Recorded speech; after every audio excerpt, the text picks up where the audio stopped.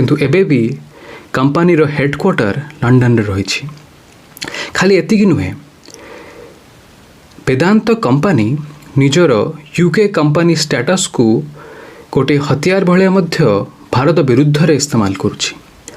बारंबार अनेक जो डिस्प्यूट रोची भारत सरकार सह ताकू Vedanta company UK India bilateral investment treaty under रे गोटे अंतरराष्ट्रीय ट्रिब्यूनल को नहीं जाई भारत को बारंबार बाध्य करुछि जे भारत ताकू कंपेनसेशन दब, भारत ताकू ता आगे मुंड नुआब।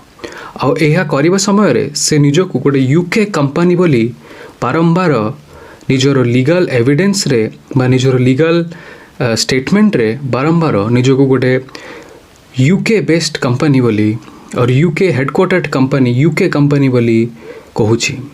किंतु अपर पक्षरे झारसुगुड़ारे से गोटे स्पेशल इकोनॉमिक जोन मध्य रखिछि और स्पेशल इकोनॉमिक जोन भारत सरकार रो कॉमर्स मंत्रालय अंडर रे आसुछि।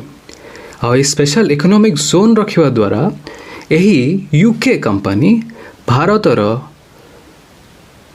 झारसुगुड़ारे गोटे टैक्स फ्री जगह तैयारी करिछि जोठी कि से कॉर्पोरेट टैक्स बा अन्य कोनोसी टैक्स से एरिया रे दबाकू बाध्य नुहे।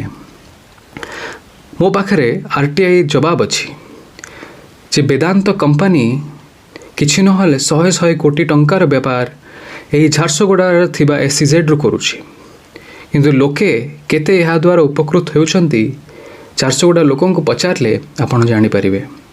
यही 2017 मसीह रे तो आमे देखिछे कातिकेलारे किभली आश फंड भुसुड़ी जाई लोक हटरटा होइथिले।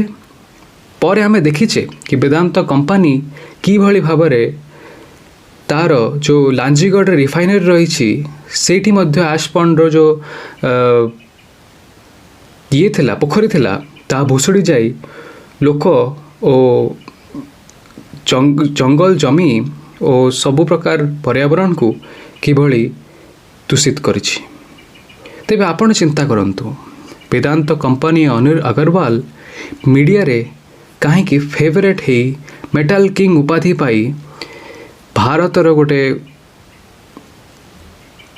सुचिंतक रूप रे निजकू मीडिया रे देखाइबा चेष्टा करछंती और आमको यही वेदांत अदानी लड़ाई को किभली भाव में एनालिसिस करवा कथा।